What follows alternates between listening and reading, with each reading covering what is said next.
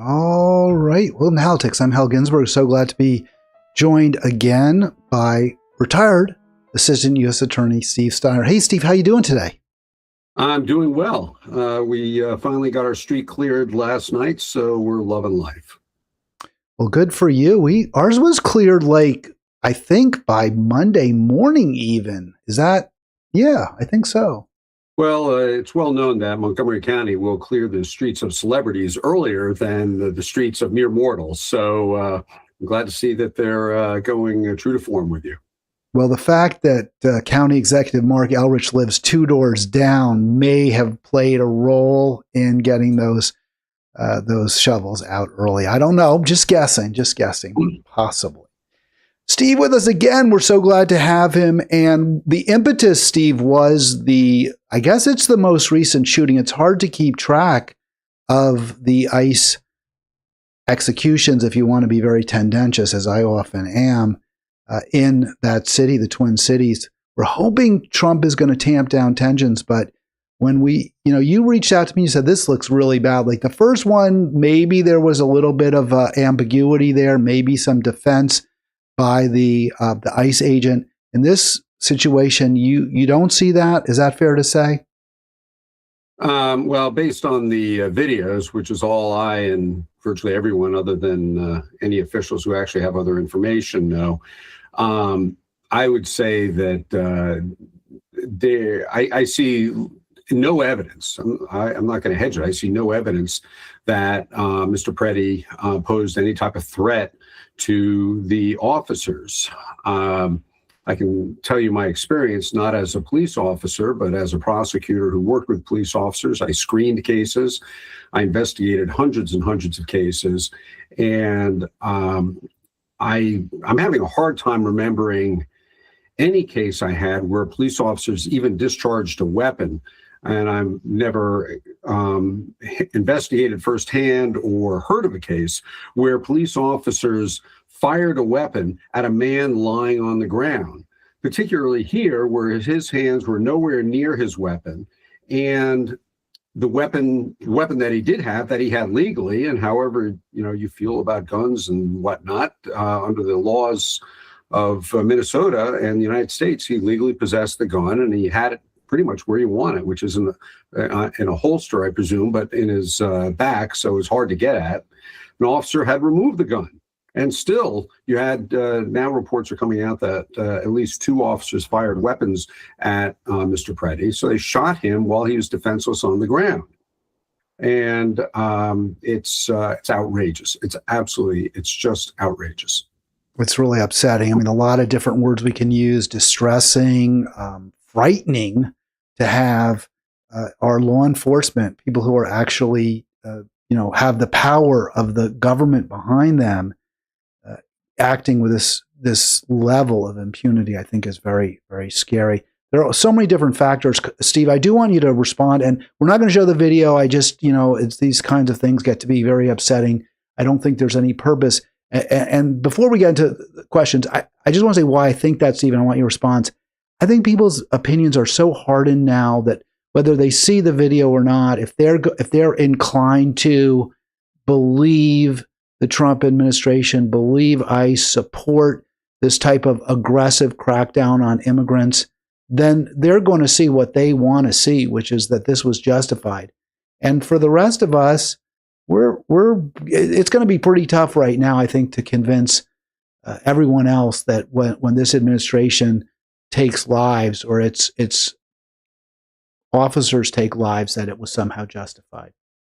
Well, I think a line of analysis that is gaining traction is that what is more concerning, even than Mr. Preddy's death, while tragic, but I don't mean to sound cavalier, but things happen with law enforcement officers. Sometimes bad things happen.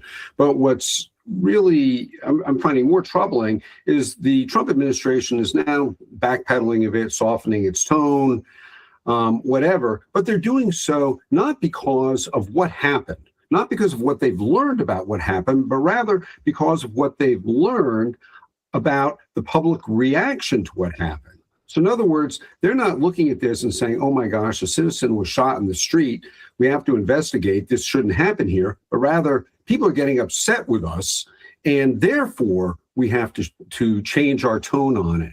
And that's really troubling, because had this occurred, I don't know, say 10, 15 years ago, before cell phone cameras became ubiquitous, this very well might have happened. It's like with George Floyd. It might have happened, and, it just would have happened, and the cops would have said what they said. And then we wouldn't have heard anything more, and we kind of would have thought that, well, maybe Preddy did something to justify it. I remember when I was screening at the U.S. Attorney's Office. In other words, I was reviewing cases where arrests had been made the night before and determining what formal charges to be placed. We had a case where a man was charged with assault on a police officer. And this was one of the first cases, this was 10, 12 years ago. This was one of the first cases where in DC, where we had body-worn camera. They had just deployed the cameras. And the cops are telling me about the case. And I'm saying, yeah, it sounds kind of sketchy. Maybe he was a little bit of a hothead, but what did he do? And they said, no, it was really bad. Hey, let's look at the body worn. And so we called it up and we look at it. And after that, I'm thinking, oh my gosh, these officers actually downplayed in their description what that man was doing.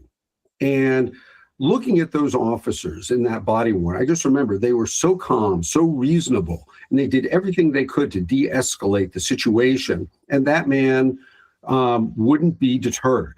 And it's very different. Now, of course, the DC police officers and the officers in every city, certainly big city, and probably every city, they're trained to deal with crowds. They're trained to deal with hostile civilians. They're trained to deal with chaotic situations where there's a lot going on, a lot of noise, where they've been up for 2 days straight and they're exhausted and people are coming at them. They're trained to deal with that. I don't know that Customs Border Patrol officers or ICE officers, however long they have worked at their jobs, receive training in how to handle the crowds like this. That is a particularly difficult thing. And my read of the video, and this was confirmed by I believe it was Kristi Noem's early statements, where she said that this man was resisting the police officers. He was recording them. The crowd was recording them. He wasn't being compliant. In other words, it seems like she was saying that these officers shot this man not because they truly felt that they were in danger, but rather out of frustration. And that, of course, it doesn't need to be said, but it said that's no basis to shoot someone. Yeah, so many different factors involved. I do want to ask folks, by the way, just to break the discussion for a moment, please do subscribe if you haven't done so. Any interaction with our videos we love. Right here at Halitics, retired U.S. Attorney Steve Snyder, assistant, joining us to discuss Minneapolis. And we're also going to do a little bit of time travel here, go back to plus 50 plus years. And Steve's got a little bit of a better memory than I do, remembering the Nixon years a little more clearly than I do. So we'll maybe draw some comparisons. Steve, I do want you to respond to some of the defenses, if that's the right word, being offered for the officers. We believe, as you said, that seems like there were at least 2 who shot and killed Alex Preddy. One, we've heard from Trump. He shouldn't have brought that gun. That's it. You don't bring guns to protests. How does that play out, if at all? What is the relevance of that statement or the allegation? Well, there are 2 responses. The first is the legal response, which is that unless Minnesota law prohibits carrying a concealed weapon when you're on the street protesting, a protest isn't a formal thing, he did nothing wrong. And and again, however you feel about guns, I'm no fan of guns, but if you're allowed to have it, you're allowed to have it.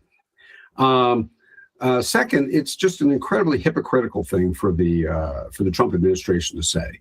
Nobody on the right was saying that Kyle Rittenhouse, who brought more than a gun, he brought, I think it was an AR-15 to the Kenosha protests, did something wrong in bringing the gun. And of course, the gun that he brought was used to kill somebody. Here, the officers brought a gun, and the victim had a gun. The officers, of course, had guns, but the victim wasn't brandishing the gun. He wasn't using the gun. And even in jurisdictions where possession of guns in public is illegal, such as D.C., simply possessing a firearm in public is no basis to be shot in the back. Yeah, one of the arguments you're hearing from the right as well, the left is the ones that are hypocritical because they attacked Rittenhouse, said he shouldn't have brought and brandished a semi-automatic weapon, and now they're saying it was fine for this guy to do it. I don't see that argument really, because the complaint we have on the left is he went there to stoke trouble, and he did. He shot 3 people. That said, I can't fight that self-defense. This was one of those situations where you had like a Mexican standoff. Both sides, as I understand the Rittenhouse situation, both sides amped it up, and both then put themselves in a position where they could plausibly claim self-defense. That's not the case here. There just is no legit claim of self-defense by the officers as far as either of us saw or have even heard any legit argument. And the other point I would just make is, yeah, Rittenhouse had killed 3 people, and he was not shot. He was not killed by the state. Yeah. And in the end, the only weapon that truly was a threat to the officers that Preddy brought was his cell phone camera, which virtually everybody there was armed with, including in the Renee Good shooting. The officer, Ross, I think it was, Officer Ross, had his own cell phone.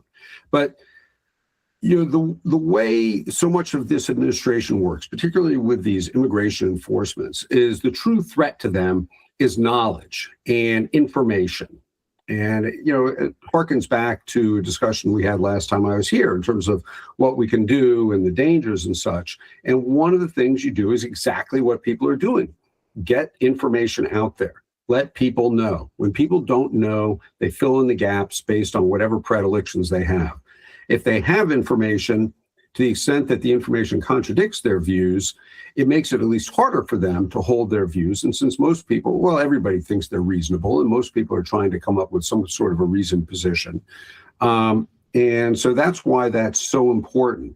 But Preddy, again, the video just makes clear that he just posed no physical threat to anybody. A number of the officers involved in these various alleged police brutality cases, which ICE, has been part of, have had training. This isn't the case necessarily where there are folks who just were pulled in off the street 6 months ago with the lure that their student debt would be wiped out. Some of these folks have 8-10 years of experience. Does that support, in your view, and what is your view of the demand by some on the left that ICE be defunded completely? I guess there are 2 points. There's a kind of a tactical point, and then there's a realistic point. I think we need immigration enforcement. We don't have open borders. There might be an argument for having open borders, but that's not what we have, and that's not what most people in this country want. And if you're not going to have it, you need some type of government agency that is charged with policing the borders. However, even when they're doing so, you want them to police the borders in such a way that is most calculated to both achieve their objectives and do so within the bounds of the law and what people are comfortable with. Trump at one point said, the police could have a really violent day and that would reduce crime. And yeah, sure, it would. And, if word got out that you'd be executed for jaywalking, there'd probably be fewer people jaywalking. But that's not how our society is structured. So I think that calls to defund ICE tactically are just counterproductive because it plays into the hands of those who don't want it defunded. It's like a loony left thing, right? It's like a loony left kind of an argument. It's an extreme view, and it's just not practical. It's like this defund the police stuff where it's like, what are you going to do? You're not going to have any police officers out there? Then what are you going to do when your house is broken into? Let me push back a little bit on that, Steve. With regard to the defund the police, 100%. I think I would make the argument that we should have border patrol, but we can enforce immigration laws by the police. by other law enforcement. We don't need a separate, and we didn't have ICE until, I don't know, 20 years ago. I guess it was created either by, I think, George W. Bush, or maybe it was Obama. Previous to that, probably it was Bush, but maybe I'm wrong. INS had done that activity. Do we need a separate, almost paramilitary police force to enforce laws within our, once people get inside our country? Well, I think as a general matter, specialists are better able to accomplish a mission than generalists, particularly when the mission can be long, can be complex, and it can be, not to be redundant, but specialized. So I don't have any problem with separate ICE officers.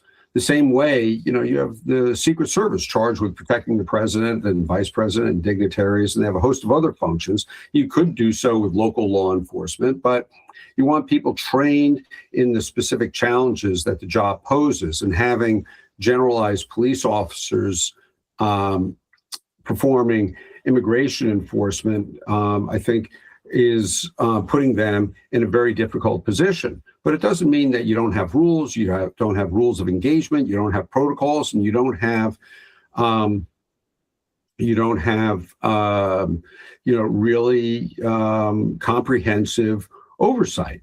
And the Secret Service is a good example. Here in DC, the Secret Service does all sorts of things, and I'm sure it's happened, but I just can't recall ever an instance where Secret Service officers were accused of being overzealous in their actions, even though they perform a lot of street patrol work, particularly around the White House complex.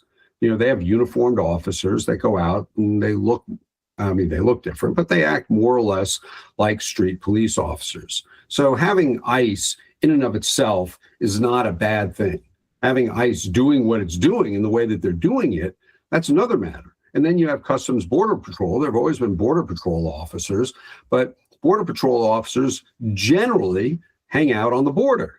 They're not traveling to a city that's whatever Minneapolis is, 1,000 or 2,000 miles from the southern border, which is the main border that we're patrolling. So, and however much experience they have, I don't know. For all I know, it could be something as simple. It's brutally cold out there. They're not used to it. They don't live there.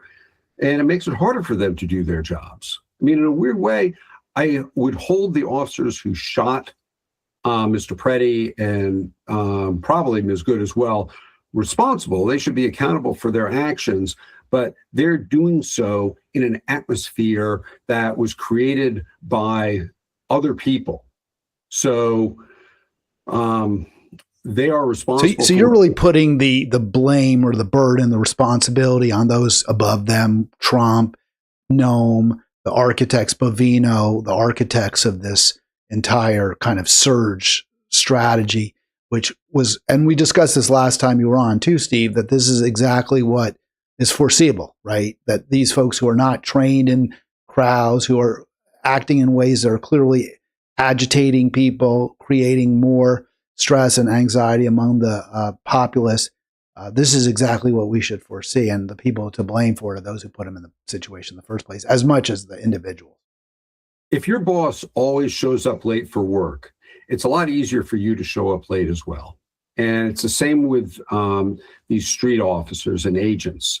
If their superiors are using violent rhetoric and creating rules of engagement that allow the street officers much greater latitude than they might otherwise have, I don't blame them. I would hold them responsible, but I should say it's no surprise that they act on the express and implied directives coming down from the top. Yeah, that seems like a commonplace, and also one we haven't really explored. All right, worse than, and it's not worse than. So we're asking the question. I asked this question earlier. It was worse now.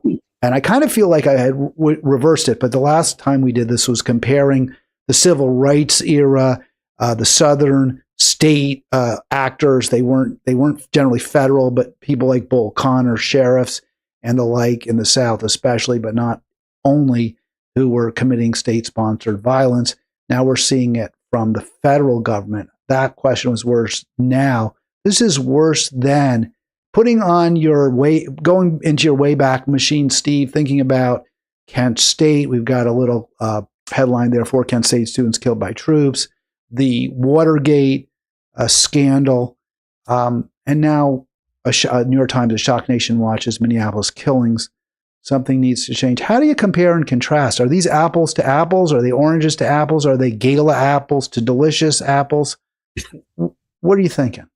Well, I wouldn't use the term delicious to describe anything that's going on either now or then. And, I was a young child during that era, and although I was somewhat politically aware, I viewed things through the lens of a child, and now I view things through the lens of an adult.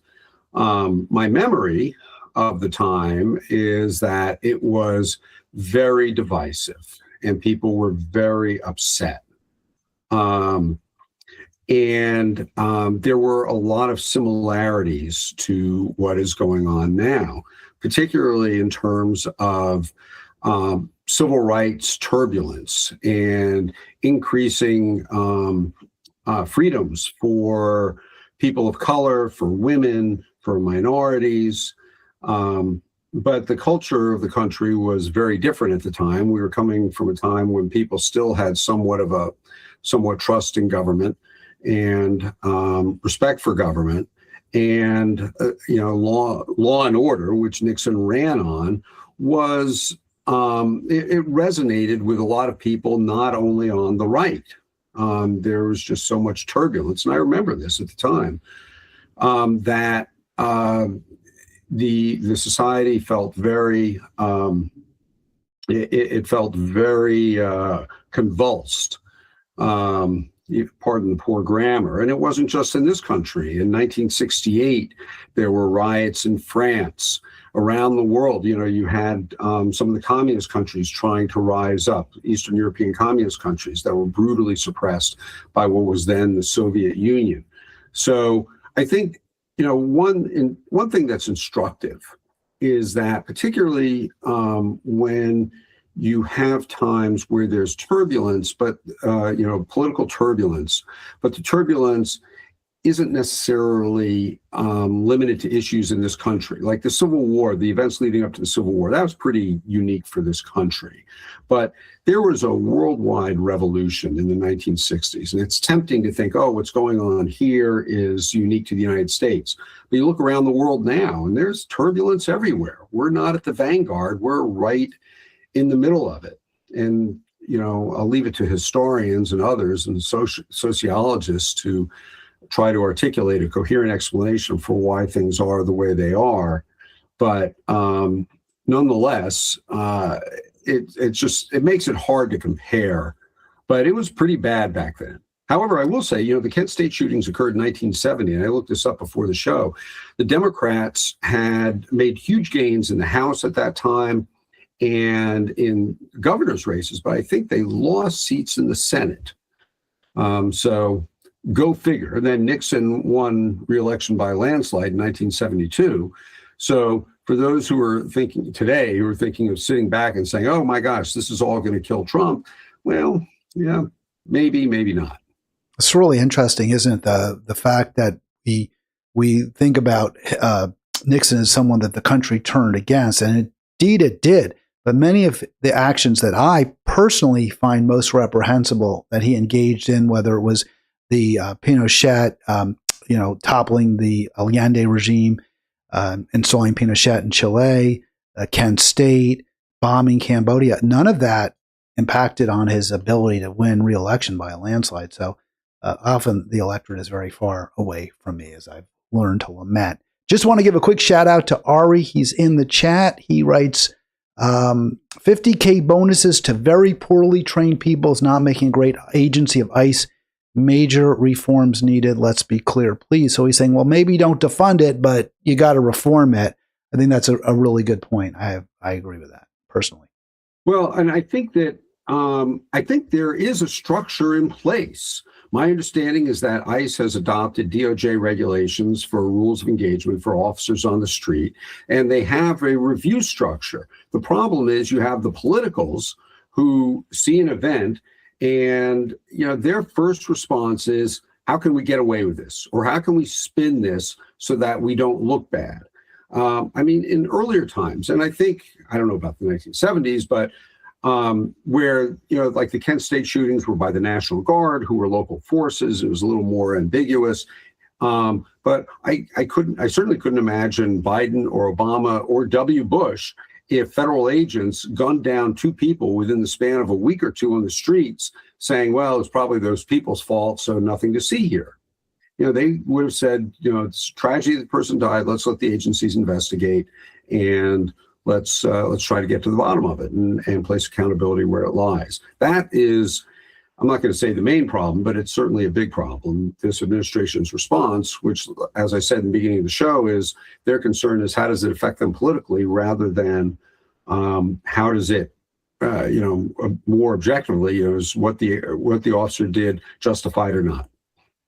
Yeah, it seems like this administration, to a degree that we have not seen before, is really trying to stoke division between Americans, often Americans who, who have similar, in my opinion, economic interests, but may have very different cultural, social biases and views. And the way to get past that, to avoid having to talk about improving healthcare accessibility and affordability, to avoid discussing the ever higher cost of living throughout this country.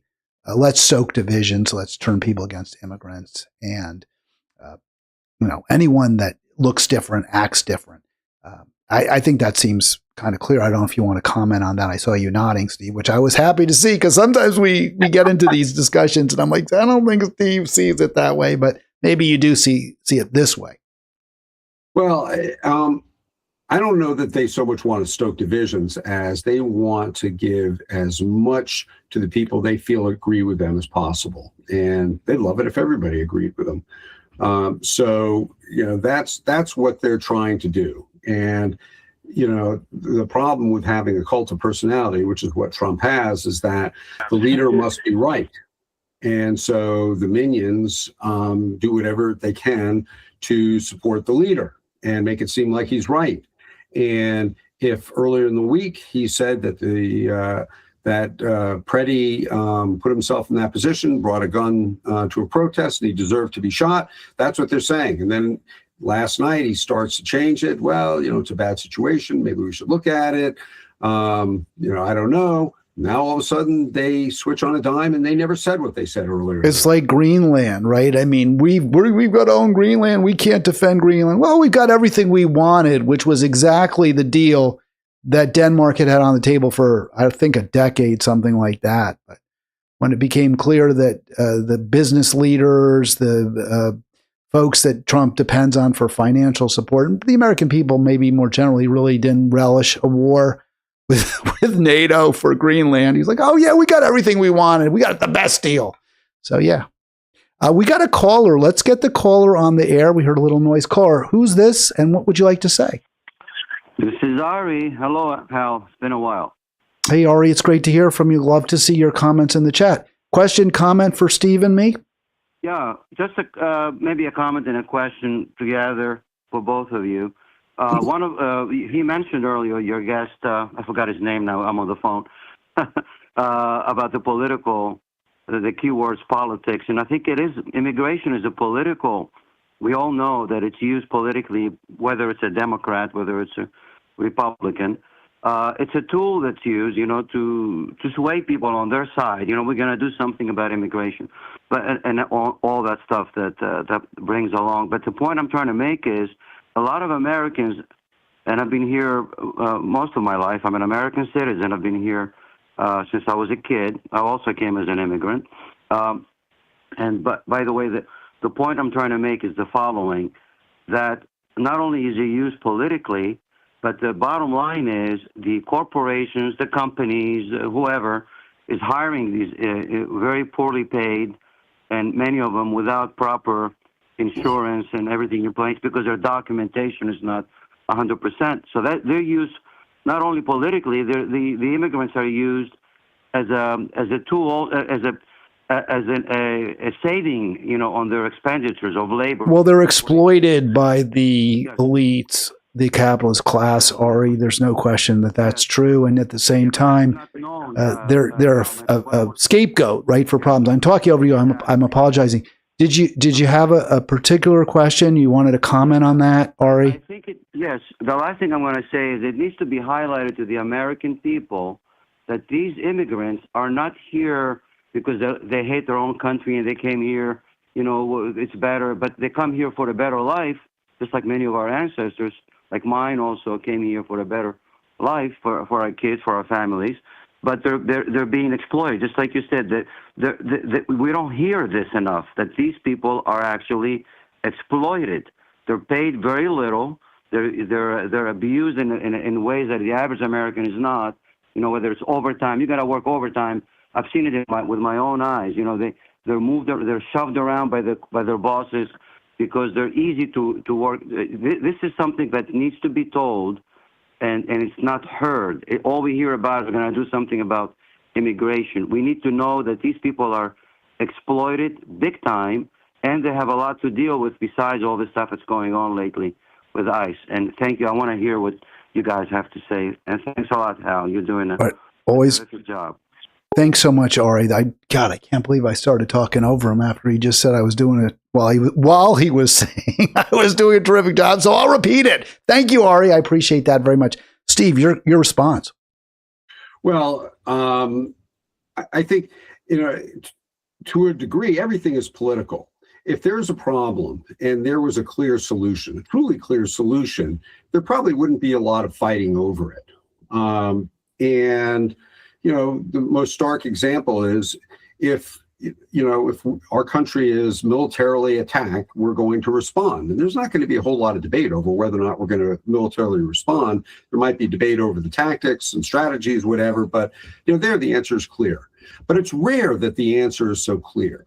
And so with immigration, that's a great example. So I think Ari had an excellent point that, these immigrants are pawns to some degree. I don't know ultimately what Trump's end game in obtaining power is other than power itself. I've never heard him articulate specific goals like Obama or Biden or Republican presidents, Bush, in terms of what they want to do. Trump wants power for power's sake, and immigration is a way for him to gather support. I said at the top of the show that, personally, I don't know that I'd be troubled by open borders. I think about these people and I see these immigrants which in my world are generally landscapers, cleaning people, things like that, people doing low-level jobs.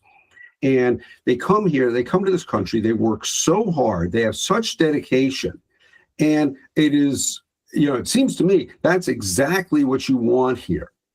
Now, there are a fair number that come here and they do end up on public assistance. And that's not a good thing.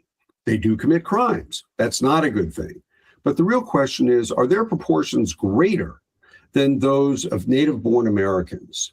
And if they are greater, then you have more of a concern than if they're less. Because if they're less, you have fewer proportion of immigrants on public assistance, fewer proportion committing crimes, then it seems to me, just in terms of the numbers, you'd want more of them because then that would presumably bring the public assistance rate and crime rate down. But in the end, they are pawns, and then businesses complain, but they want these undocumented aliens to do, or immigrants, to do work. And I think alien is okay. I think illegal alien is the politically incorrect term, and personally, I don't use it. But I don't know. Alien seems okay, right? I don't know. Maybe not. Well, I know what alien means in the dictionary sense, but the popular connotation is that it's just someone who is not of us. And an undocumented alien, if they get citizenship papers, they're now a documented alien versus a citizen. So anyway, but that's a language discussion that I'm not really qualified to go into. And really probably is kind of a little bit beside the point what term we should use. Absolutely, it is beside the point. We have Stephanie on the line. I want to get to you in just a sec, Stephanie, but I just wanted to respond to a couple things Steve said. You know, it's funny, we have had all these millions and millions of immigrants coming into our country under Joe Biden, at least according to Trump, and yet we've seen a steadily declining homicide rate since COVID, and rates at their lowest level in 25 in over 100 years, I understand. So that's quite a success story, I think, for local law enforcement more than anyone else. Better policing, maybe better prosecutions, a lot of different factors involved. I don't give Trump much, if any, credit for that, but I'm sure he'll take it. But again, if immigrants are such a terrible problem for crime, why are we seeing lower crime rates? Of course, gun owners could say, well, we're seeing lower rates of crime, and yet we have high rates of gun ownership. And I take that point. I think that's a legit argument against stricter gun control. I still support sane laws, not confiscatory ones necessarily. There's a lot of factors going on. I think one point to be made, Steve, is, and this I learned from Econ 101, but your quick response, yes, so many of these folks work so hard. Their kids, it seems that the crime rates tend to go up with the second generation, right? It's not the first generation, the people who fought so hard to get here over very difficult barriers, but oftentimes their kids, this isn't the promised land for them. They're often viewed askance. They're not as affluent as maybe some of their classmates. They're better, what have you.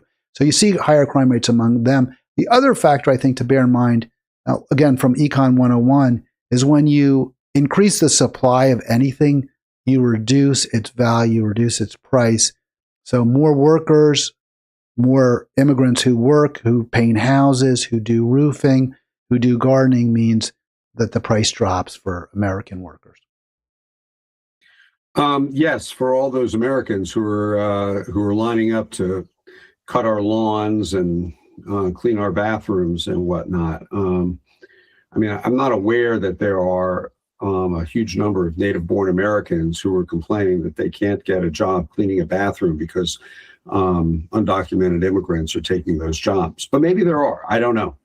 Let's get Stephanie actually commented. We didn't hear that stuff, but go ahead. You want to say something about? Yeah. So I'm getting a little off what I called to talk about, but I don't agree with Mr. Snyder there about there are not Americans who want to do it. It's a vicious cycle, right? Like, so good friend of mine, she got her associate's degree in horticulture in around 1990 or whatever, right?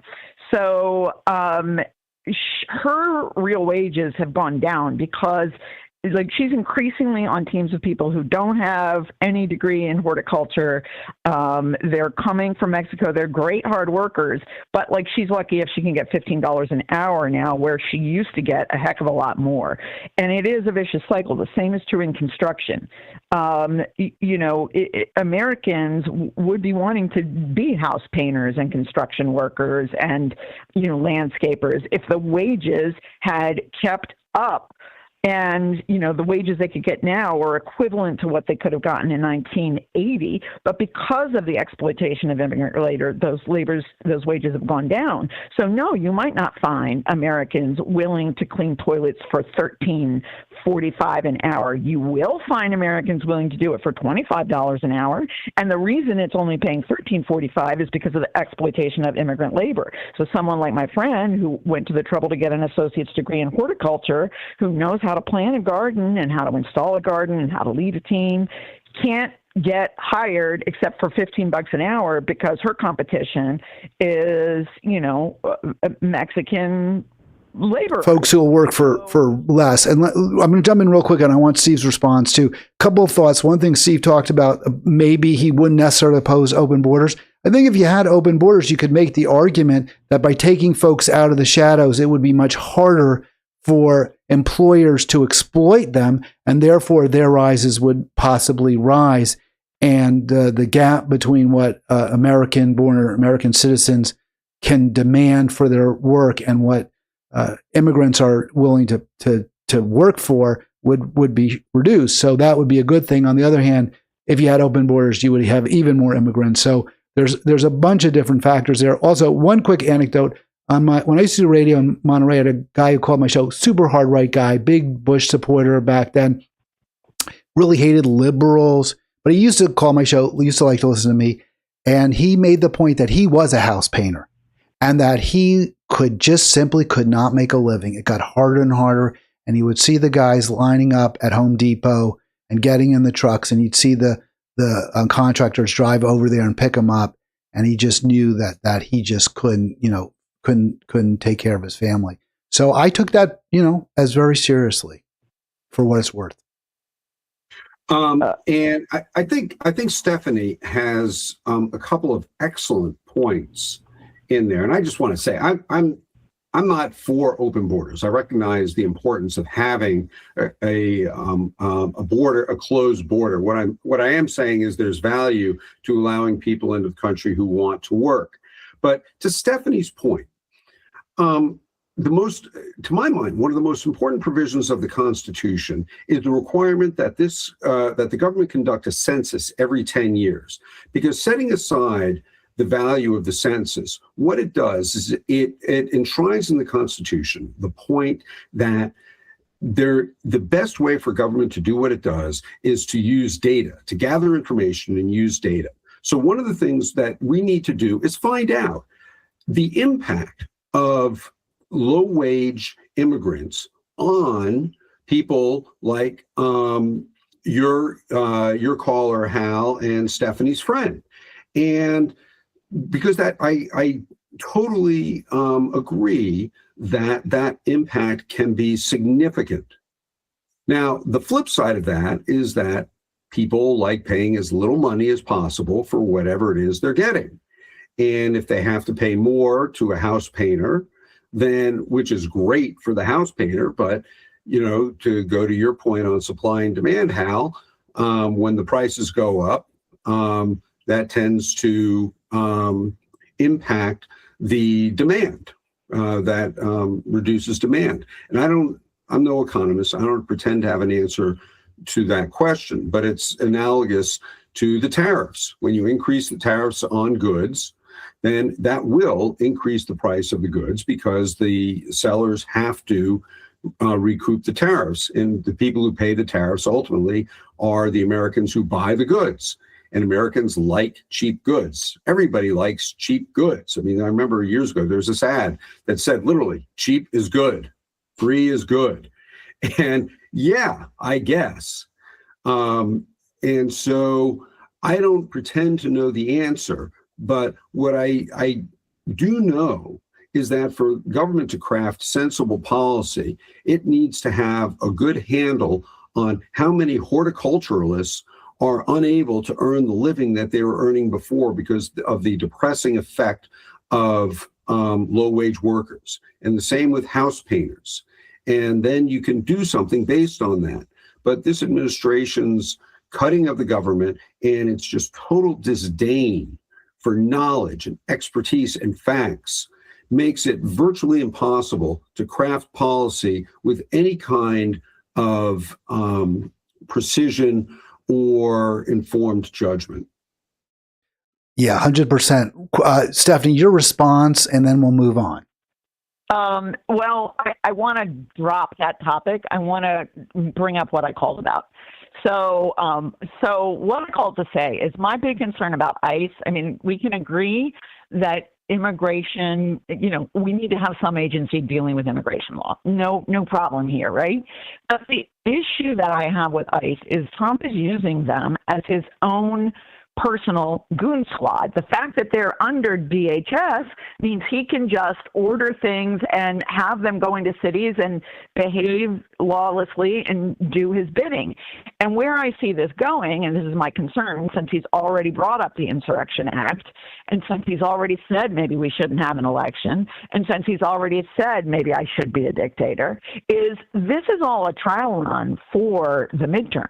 What he plans to do is send ICE as his own personal goon squad to the swing states, and they're going to be pulling every Hispanic and Black person out of line, interrogating them about their legal, like their legal status to be here, and just happen to be detaining them and interrogating them long enough that they missed a chance to vote. So I'll take my answer offline, but like that is my big concern, and I guess I would say, how can we stop that before it happens? All right, Stephanie, thank you so much, Steve. I'll get your response, but I just want to throw one other piece of data on that woodpile. we understand that I think it's DHS under Kristi Noem is demanding all sorts of voter rolls and voter registration data from governors and from both red and blue states. The blue states have almost uniformly rejected her quote demand, which I believe she has no right to, but there is the fear that this information could be used to try to suppress the vote. Your thoughts? Well, I think it's Attorney General Pam Bondi that's demanding the voter rolls, not Kristi Noem. And I think Stephanie raises a legitimate concern. How I prefer not to characterize things, but I do see, it is clear. Well, it's not clear. It's just a fact that Trump is having much greater deployment to traditionally Democratic jurisdictions than to Republican jurisdictions. And I think it is a fair point that if they are there on if they're there into November, they might declare that Election Day is the number one day for immigration enforcement because that's when people come out, and that could have a truly depressive effect on the electorate. What we do about it, I don't know. I think one thing is to be aware of its possibility.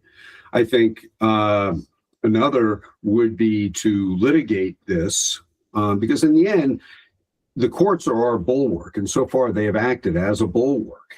And whether a judge would issue an injunction prohibiting ICE from engaging in operations on Election Day or appearing around polling headquarters. But even if they're just on the streets, whether they're around the polling headquarters or not, doesn't really matter. So it's certainly a concern that has to be addressed. All right, former or retired U.S. Attorney, Assistant U.S. Attorney Steve Snyder with us. Did you like your job? I mean, we've talked a little bit. I know I'm totally going off script but personal stuff. Did you enjoy being a trial lawyer? Sure. It was great. I loved it. I still dream about it. Wow. I spent the heart of my career as a homicide prosecutor, and standing in front of a jury vindicating the rights of the dead was just a tremendous honor and privilege, and it was a lot of fun. And I had a number of cases where I had defendants who testified, and I had to cross-examine a murder defendant. And I had no greater professional thrill, and even not many personal thrills that were just as exciting and as totally engaging as that moment when I'm talking with someone who has taken a life, and we're playing cat and mouse on whether he can convince the jury that he didn't do it or he had a good reason, and I can convince the jury don't believe him. And it's just tremendously exciting. And it was a privilege to work for the United States every day. When I stood up and said, Stephen Snyder for the United States, I felt tremendous pride. And that's why, my views aren't particularly relevant here, but it's been difficult watching what has happened to the Department of Justice in just the last year and 5 days or 7 days. Well, that excitement you felt certainly made a lot of people, especially those behind the Law and Order franchise, extremely wealthy. So I'm glad that you had such a great career. I would say this because I was a trial lawyer too, and I'm jealous of you because I had different trials, and they were exciting, and cross-examination is exciting. And I remember still with pride when I cross-examined a doctor who talked about, how expensive and how time-consuming this procedure was, and that's why he had to charge the plaintiff, someone who was suing the government for an accident that she had been in, a car collision, and the doctor was justifying the hundreds of thousands of dollar bill that he had presented to her on the ground that, well, surgery is so expensive and we spend so much time, and this is an incredibly, challenging procedure. And, after he had finished, I put the records of his entering and leaving the surgery room in front of him. And I said, it was really oh, the really tough, right? And these records, they show how hard it is, and they're kept up perfectly, and blah blah. I said, could you tell us when you walked into that surgery? He's like 10:30 a.m. When did you walk out? And he's like 10:37 a.m. And it was a great thrill for me. That said, I found this so stressful, the anxiety of preparing all the depositions. Maybe it's more difficult in some ways to do civil than criminal, but I didn't get to enjoy it to the degree you did, and I'm a little jealous of that, Steve. I got to tell you, I think it's personal. It was a personal issue, not a question of the work being that different. Different people handle it differently.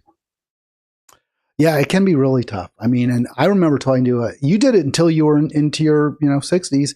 A friend of mine, she was saying, yeah, it's a young person's game. And again, I think sometimes those complex civil trials can be, you have so many balls in the air, but criminal too.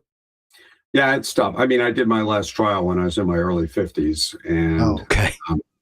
It's they put you out of pasture. You were like the wise old bull in the pen there, Steve. I had other things I needed to do. Gotcha. All right, we got a few more minutes. Got to take off. I got a hard stop here, which I don't always have, but I do today. I'm really enjoying the conversation. Do you think, well, we talked about that homicide rate decline. I gave some explanations. You did observe it towards the end of your run, and how did that feel in the office itself as homicide rates, which fluctuate and had been very, very high, I think early in your career as a prosecutor in DC, started to drop? Well, I watched homicide rates drop while I was in homicide. I was in homicide from 2001, well, really 2000 to 2013. And I watched the rates drop. And so we were very proud of that. And we had some explanations for it in terms of how we did business and how the police did business. But as a general matter, from a prosecutor's perspective, and I think even from a homicide detective's perspective, when the rates drop, what that means is you just can devote more time to the cases that you have. So it's not like, we're going from working, 9 to 7 to 9 to 3 because there aren't the cases. And there are always cold cases that we can devote more time to. So when I was doing it, the homicide rate, I think my last year in homicide was down to around 96 in DC. When I started, it was, I think, over 200. So it was probably halved. But, I didn't notice any difference in my day-to-day work. I just had cases and I worked them. What do you attribute that decline to, if you have any thoughts? You mean the current decline? Yeah. I don't know. I'm not sure that anybody really knows. I mean, there are a lot of variables that go into crime statistics. One is the rate at which crimes are reported. Now, presumably, virtually every homicide is reported, as opposed to burglary or robbery, where people might not report them. But it's how they're categorized. It could be changing economic situations. It could be the weather. There are a lot of variables, and I wouldn't hazard a guess without more information. So you don't point to a change or, a steady improvement perhaps in police techniques that you were able to observe, some type of different way of responding to crime that may have led to fewer people on the streets, or maybe economic changes that could have caused this? I mean, once again, going back to my point before, you need a lot more statistics to come up with a definitive answer. So, for example, when I was in homicide, we made a decision that we would issue arrest warrants based on the report of a single witness, what we would call single witness warrants. It used to be that, well, I guess it would be a single witness with some corroboration. It used to be we needed at least 2 witnesses for a warrant. And the result was we arrested a lot more people, and we got it right most of the time. And so by getting those people off the streets, yeah, that probably reduced the crime rate. I mean, homicides rarely occur when police are present. And you could say that, well, increased police presence could deter homicide. And, the homicides I investigated weren't random, but it wasn't like a police officer necessarily would have stopped it because police officers aren't everywhere. So I had one murder that occurred at about 5 p.m. In the playground of an elementary school where people were hanging out. Well, if the cop had been there, the homicide probably wouldn't have happened at that point. It was really just a kind of a fortuitous thing. Crime of opportunity, right? Kind of, but the defendant and the victim knew each other and didn't like each other. And so they might have met up some other time in some other place, and the defendant still would have done what he did. So it's, I know it's not satisfying for, the public, but you need a lot more information before you can come up with, before you can confidently assign an explanation for what happened. Well, we want to see, cause and effect, and people see cause and effect maybe when it's not there. Certainly, I'm as guilty of that as anybody. I will tell a quick story. I mentioned this on the air before, I don't think to you. When I was in Monterey, I became friendly with the sheriff of the county, and I had him on my program a number of times, and we talked about this very issue because even at that point, crime rates were dropping in Monterey, and I gave him credit. I said, well, you must be doing a good job, Sheriff. And he kind of deflected it, kind of like you. He said, well, the truth is they go up, they go down. We don't always know. We don't really know the reasons. He said he did believe, though, that over his decades in law enforcement, police techniques had improved, that evidence gathering, professionalism was better, and that probably was resulting in more solved crimes, more baddies behind bars, and therefore fewer people who would be inclined to commit crimes doing so. Well, I do think that police techniques certainly make a difference. And to the extent that you have increasingly professional police, so the public trusts the police, they're more likely to report a crime. Yeah, that can have an impact. Where the improvement in police techniques really pays off is in the trials, because we have more confidence that the evidence was gathered properly. You have more confidence that witnesses will be able to testify without any problems. So in that respect, in terms of the conviction rate, improved police training and tactics and techniques, without a doubt, makes a difference. All right, final word from you, Steve. Here's the question. When it comes to federal law enforcement, is Trump putting all those improvements, that kind of steady increase in quality, in jeopardy? Has he already flushed it down the toilet? What's the impact of Trump on that?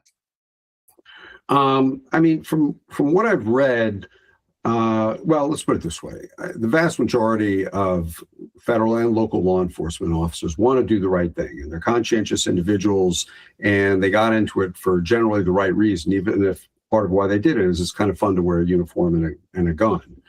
I don't believe that Trump is hurting or undercutting the advancements that have been made, but rather he might be undercutting, and I think he is undercutting, the ability to get convictions or even indictments, as we saw with the attempted indictments of Letitia James and James Comey. Not to mention, anecdotally, I've heard that grand juries, or from former colleagues, grand juries in DC and elsewhere are much more reluctant to indict on certain types of cases. So in that respect, the administration is metaphorically shooting itself in the foot in terms of improved law enforcement operations. Although to some, that might be heartening news. Before we leave, wasn't the former Justice Department lawyer who threw a sandwich at an ICE officer was not indicted? Is that correct? Did I get that right? No, he was indicted, and a former colleague of mine took him to trial, and the jury acquitted him. Acquitted him, right. So they did indict the ham sandwich, but they didn't convict it. Exactly. That's exactly right. All right. Thank you so much. We got to run. I got to run. Go ahead, Steve. Final word, please. Sandwich. Actually, the grand jury refused to indict, so they charged him by information, so they didn't need a grand jury. Oh, so they didn't even get the grand jury. Wow. All right. Well, there it is. Yeah. People, citizenry is saying we don't like this. And obviously, that's only goes so far, right? I mean, Trump still has the guns, he still has the money, but there is pushback, and we'll have Steve on again soon. I hope. I'll be back tomorrow with Ethan Wechtluck. He's running for Congress in District 6 in Maryland. Looking forward to talking to Ethan again tomorrow. Have a great afternoon. Thanks so much for being part of Halitics.